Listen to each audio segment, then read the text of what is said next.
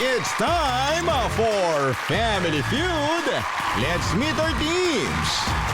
Liza De Castro, the only Rose, with Team Barboys. Hindi nakakatakot, kundi cute. Team Origins. Please welcome our host, ang ating kapuso, Ding Dong Dantes.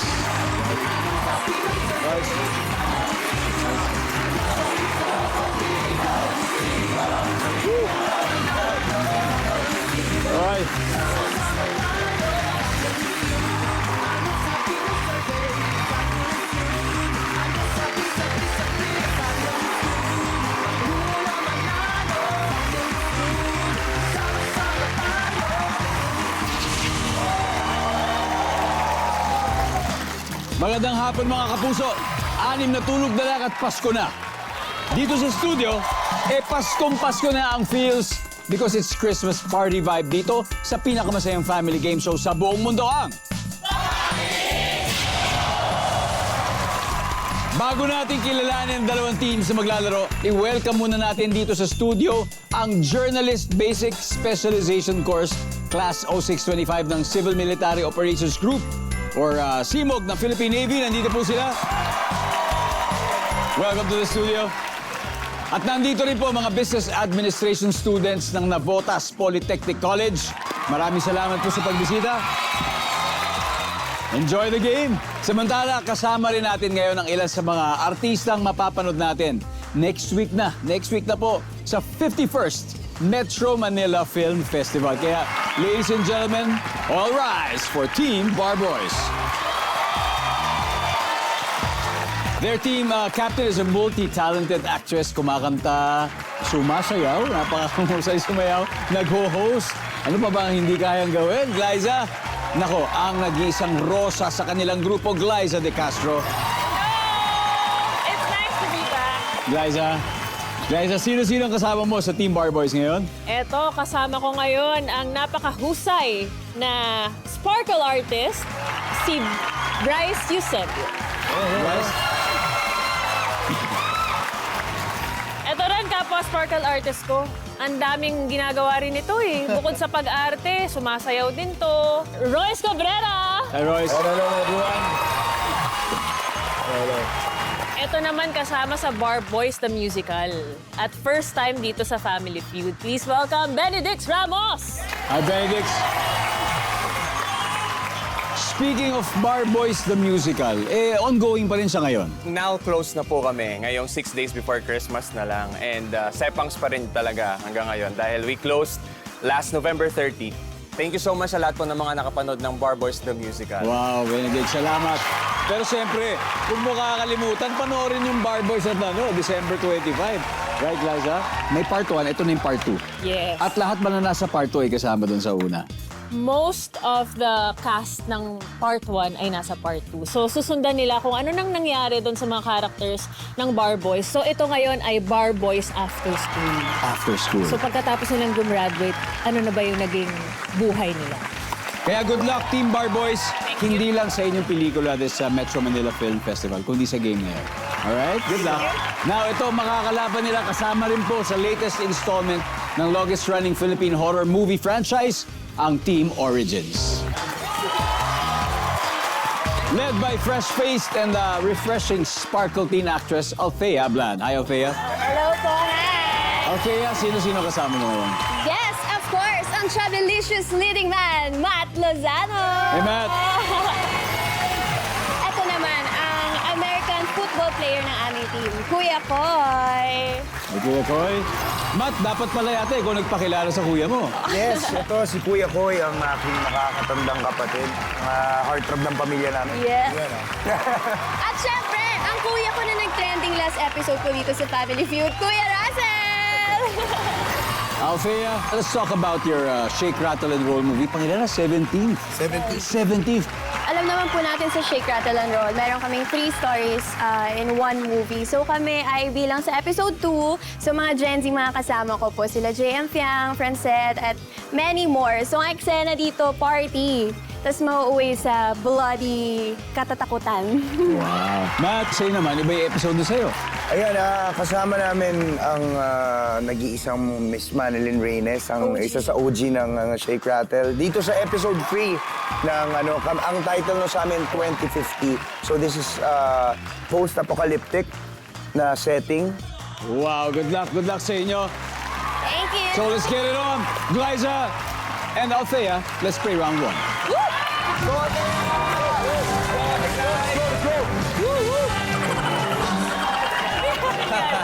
Alright, syempre, bago tayo mag-umpisa. Glyza, meron ka bang gusto batiin? Special someone in our audience right now? Ito talaga.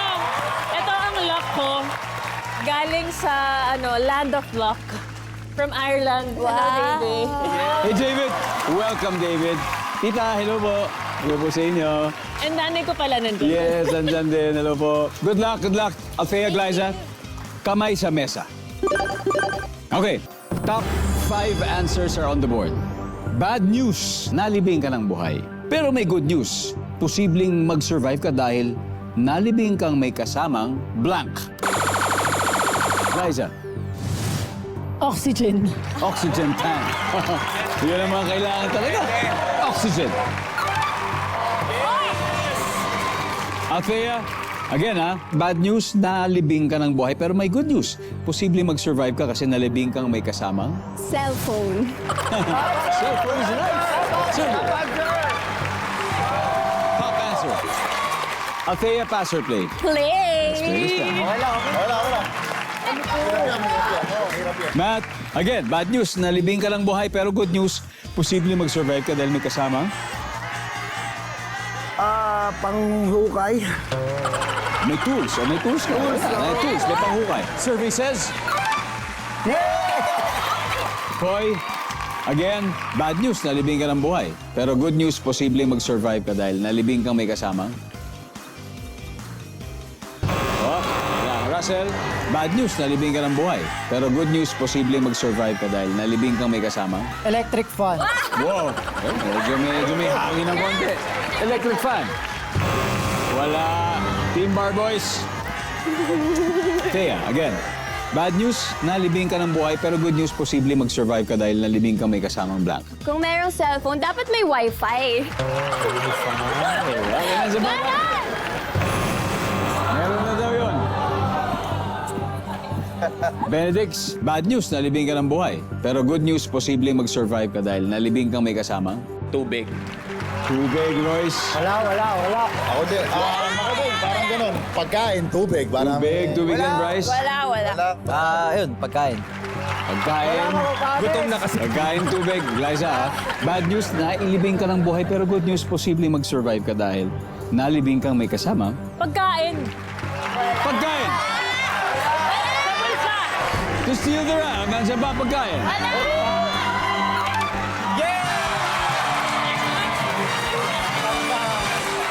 Ang galing ng Team Bar Boys. 92 points kaagad sila. But I'm sure gagalingan din ng Team Origins. Para sila naman ang lumamang mamaya. At yung studio audience natin, kasi may isa pang hindi nakukuha. Ito na chance yung manalo ng 5,000 pesos. O dito muna tayo.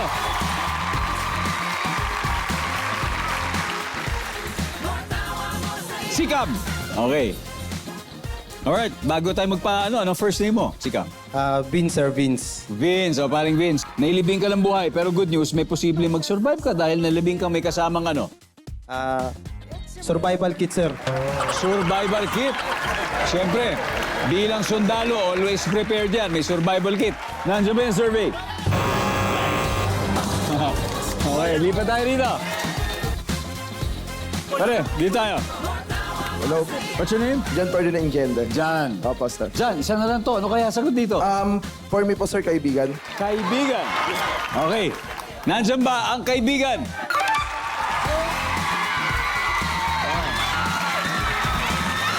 Congratulations.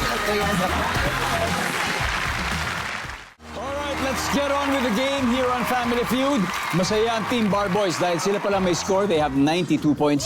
Kaya mga barako ang susunod na magkatapat si Bryce at si Matt for round 2. Let's go! Go, Bryce!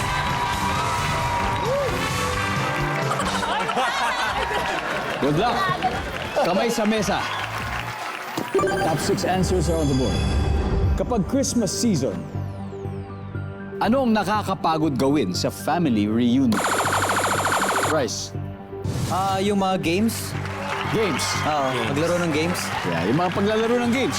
O siguro yung nag-iisip nun, di ba? Yung organizer. Games. Okay. Matt, kapag Christmas season, ano nakakapagod gawin sa family reunion? Pag-prepare ng food. Yon! Nandiyan ba yan? Top answer.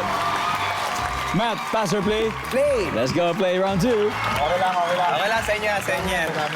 Koy, ano kaya to? Pag Christmas season, nakakapagod gawin sa family reunion. Mag-shopping ng groceries. Mag-shopping ng groceries para sa Noche Buena. Survey! Wala. Russell, ano pa? Maghugas. Maghugas ng? Plato. Maghugas ng pinggan. Survey? Althea, kapag Christmas season, anong nakakapagod gawin sa family reunion? Nakakapagod ba yung magbigay ng pera? Pera! Magkano ba binibigay mo kung may humihingi sa'yo? 100. 100? Talaga? Makakapagod daw magbigay ng pera. Wala. Matt, ano pa? Magbukas ng maraming gifts. Ang dami. Magbukas ng maraming gifts. Another chance to steal? Bendix. Nakakapagod chikahan, makipagmaritesan sa mga kamag-anak. Magkasikaso. Nakakapagod magpasikat sa mga tito, tita para bigyan ng pera. Sis, di ba? Energy. Energy. Liza, top answer. Pag Christmas season, nakakapagod gawin sa family reunion. Mag-asikaso ng bisita at pamilya. Yan. Mag-asikaso ng bisita. Survey. Nandiyan ba yan?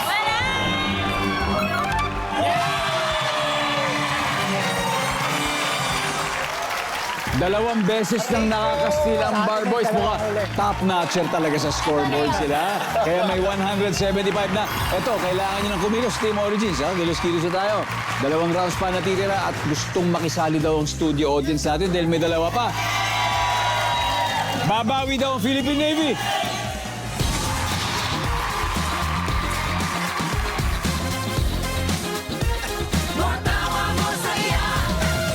Dito. Ay, dito tayo. Tenant, musta po? Okay lang, sir. Okay. Sige, meron ba tayo mga gustong batiin ng mga nanonood sa inyo dyan? Binabati ko po ang C-Move PN. Yeah, Tapos there you go. GOBSA po. There you go. Okay. Kapag Christmas season, anong nakakapagod gawin sa family reunion? Maglinis ng kalat, sir. Sa inyo ba, sa pamilya nyo, sino assign maglinis ng kalat? Tulong-tulong naman, sir. Tulong-tulong. Yan ang maganda. Nandiyan ba yan, maglinis ng kalat? Go! Congratulations.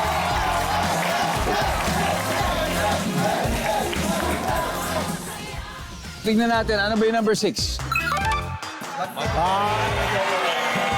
Mag-decorate. Nagbabalik po ang Family Feud, Bar Boys versus Shake, Rattle, and Roll cast ang magkalaban ngayon. Leading ang Team Bar Boys sa may 175 points. Team Origins ay wala pang puntos and this time magtatapat naman si Royce at Koy. Let's go!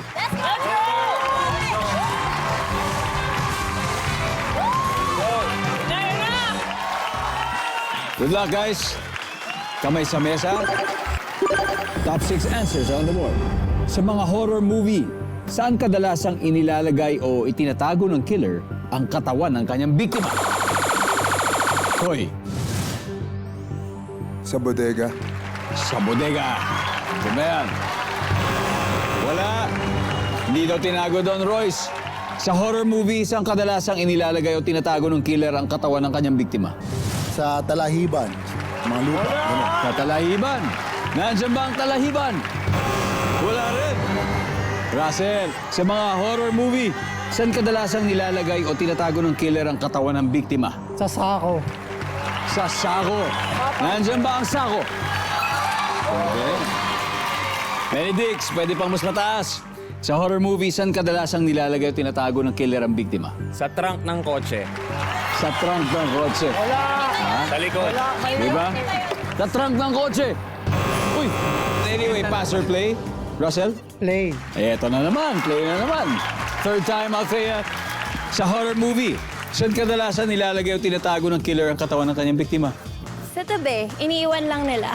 Uy, iniiwan lang sa tabi-tabi. O tapos tumatakas na. Nasaan ba yan? Matt, saan pa? Sa chiller. Sa chiller. Survey says? Yan. Koy, saan pa? Sa banyo. Sa banyo. Nandiyan ba yan? Survey?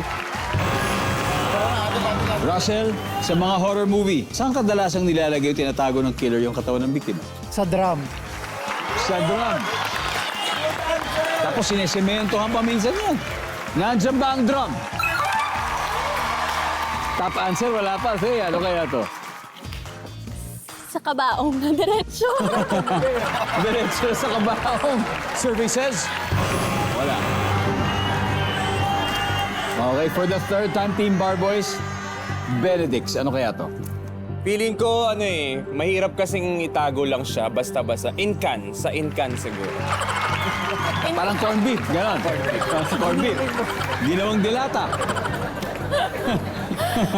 Ginawang delata. Royce, Total ka. Horror ba yan, ha? Magandang konsepto ng plano yan, ano, ng horror movie, ha? Sa mga horror movie, saan kadalasan nilalagay, Royce? Ako ito, nangyari to talaga sa totoong buhay natin. Sa Taal Lake. Tagong-tago. Oh, tagon-tago. Tagong-tago. Bryce, Sa isip. Sa isip! Tago mo na lang sa isip. tago mo na lang sa isip mo, ha? Sige lang. Yung paganda yung mga konsepto nyo. Parang kayo dapat ang shake, rattle, and roll, ha? Baliktad. Glyza, again, sa mga horror movies, saan kadalasang nilalagay at tinatago ng killer ang katawan ng biktima? Maleta. Napanood ko yun! Meron naman napanood na gano'n. Sa maleta tinago. At tinapon sa ilog. Wala! Ang sinabi niya ay maleta. Ang sabi ng survey ay...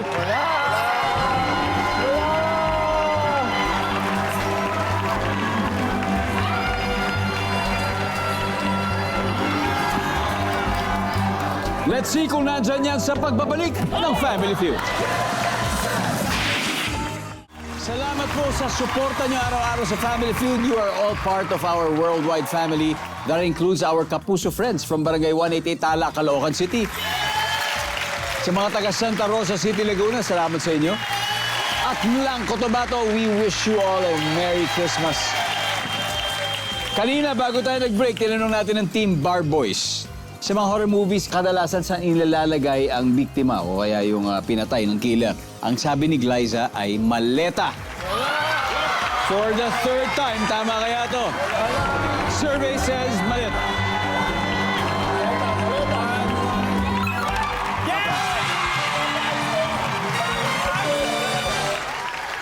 All right, let's see. We got two more. Number 6. What is number 6? Binabaon. Ito, number 5. After 3 rounds, palaban ng Team Barbos, 275 talaga, grabe. Habang ang Team Origins wala pa, ito, umabot na tayo sa last head-to-head battle. Kaya magpapasiklab na ang artistang nag-crossover from Bar Boys, the stage musical, to the sequel. Please welcome Benedicts at ang kuya ni Althea na si Russell. Let's play the final round.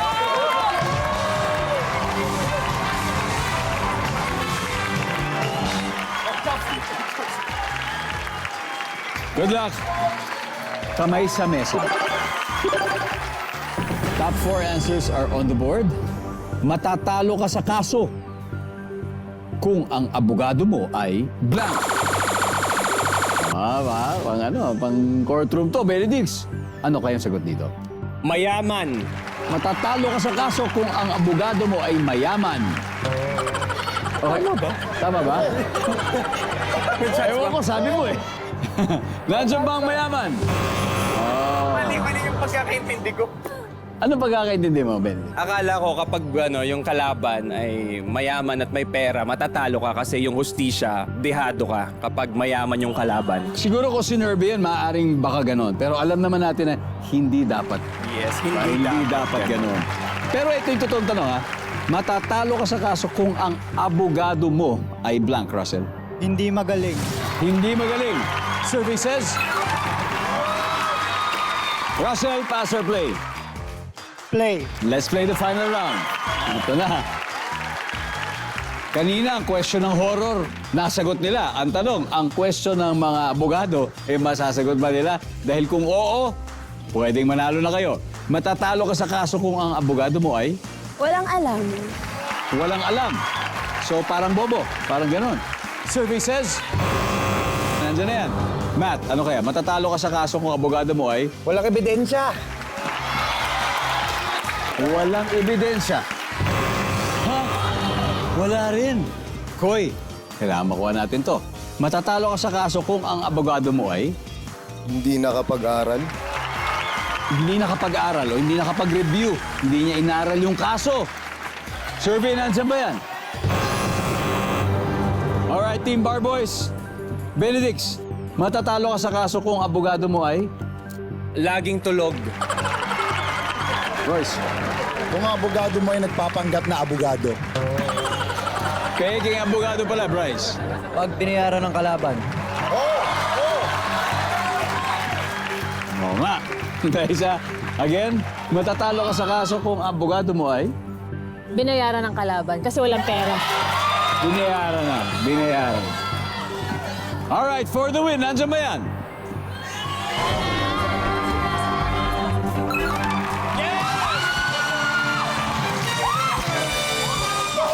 There you go. Ano pa ba hindi natin nahulaan? Number 4. What is number 4? Number 3. Ang ating final score, Team Bar Boys, 518 points. Team Origins, maraming salamat. Althea, Matt. Eto na. Christmas Day ang inyong Shake, Rattle, and Roll. Please invite them once again. Ayan po, inimbitahan po namin kayo manood ng Shake, Rattle, and Roll Evil Origins at dahil kami lang ang horror, unahin niyo po kami sa cinema. Yon. Good luck, Team Origins and Bar Boys. Congratulations. Guys, sino na maglalaro sa Fast Money? Siyempre, magbibigay kami ng chance sa hindi pa nakakapaglaro. Yes. Si Benedict. Benedix and... At yung parating naglalaro, si Bryce. All right, Bryce and Benedix. Welcome back. Parang Pasko feels, pero pang Halloween ang nerbyo sa bahaging ito ng Family Feud. Kanina, nanalo ng 100,000 pesos ang Team Bar Boys. Ang goal nila ay makapag-uwi ng total cash prize of... At syempre, panalo din ng 20,000 ang charity na napili nyo. Ano bang napili nyo, Benedix? Ang napili namin charity ay yung hanggang ngayon tumutulong pa rin, Angat Buhay. There you go, Angat Buhay. Maraming salamat sa inyo. Good luck sa inyong pelikula, Bar Boys After School. Pero, bago yan, syempre, good luck muna sa Fast Money Round. Give me 20 seconds on the clock. Sa Christmas Eve, biglang nagkasakit si Santa Claus. Sino kayang kapuso ang pwedeng pumalit sa kanya? Go! Marian Rivera. Sa isang building, ano ang impormasyong nakasulat sa logbook? Time. Papunta sa ospital ang isang senior citizen. Anong dapat niyang dalhin? Senior citizen card. Sino ang una mong naisip pag sinabing madaling lapitan? Kaibigan. Anong age natututong magbike o bisikleta ang bata? 4. Let's go, Benedict! So sa Christmas Eve, biglang nagkasakit si Santa Claus. Sino kayang kapusong pwede pumalit sa kanya? Sabi mo si Marian Rivera. Ang sabi ng survey dyan ay... Oh, sa isang building, ano ang impormasyong nakasulat sa logbook? Sabi mo siyempre ang mga oras ng pagpasok. Ang sabi ng survey? Pwede. Papunta sa ospital ang isang senior citizen, anong pwede niyang dalhin? Sabi mo ang kanyang senior citizen card or ID. Ang sabi ng survey? Yan. Sino una mong naiisip pag sinabing, madaling lapitan to, ang kaibigan? Sabi ng survey? Anong age natututong magbike ang bata? Sabi mo, 4 years old. Ang sabi ng survey? Good start, Benedict. Good start. Let's welcome back, Bryce. Bryce. All right. Eto na, ang teammate mo ay nakakuha ng 88 points. So it means you need 112. Okay. Yeah. You got it. At this point, makikita na ng Manro, the sagot ni Benedict. So give me 25 seconds on the clock. Game. Here we go. Sa Christmas Eve, biglang nagkasakit si Santa Claus. So sino kayang kapuso ang pwedeng pumalit sa kanya? Go. Ding dong.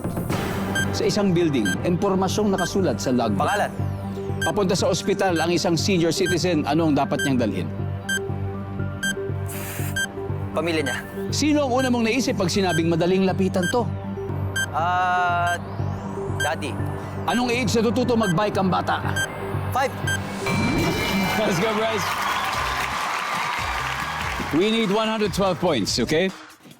112. Sa Christmas Eve, biglang nagkasakit si Santa Claus. Sino kayang kapuso ang pwedeng pumalit sa kanya? Ding dong. Lalayo pa ba ako eh? Diba? Katabi lang ito ko ito. Kahit wala si Santa Claus, manood lang sila ng Family Feud. Family Feud, yes. Di parang may Christmas na sila araw-araw. Ang sabi ng survey kay Ding Dong ay, top answer. Oh, top answer. Yeah. Let's go. Sa isang building, ano ang impormasyong nakasulat sa logbook? Sabi mo ay pangalan. Sabi ng survey?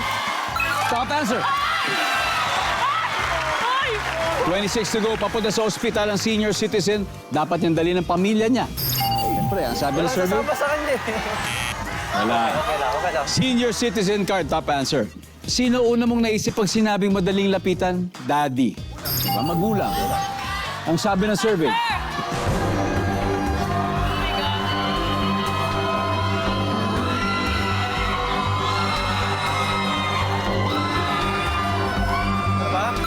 Top answer.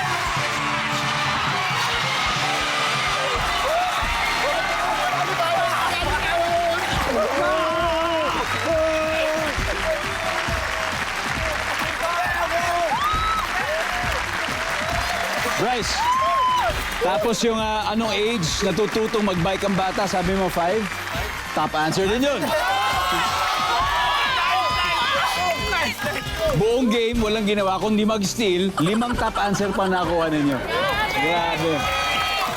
Kaya congratulations, Team Bar Boys. You have won a total of 200,000 pesos. Grabe, congrats. Maraming salamat, Pilipinas. Opo si Dong dati sa araw-araw na maghahatid ng saya at papremyo, kaya makihula at manalo dito sa Family Feud.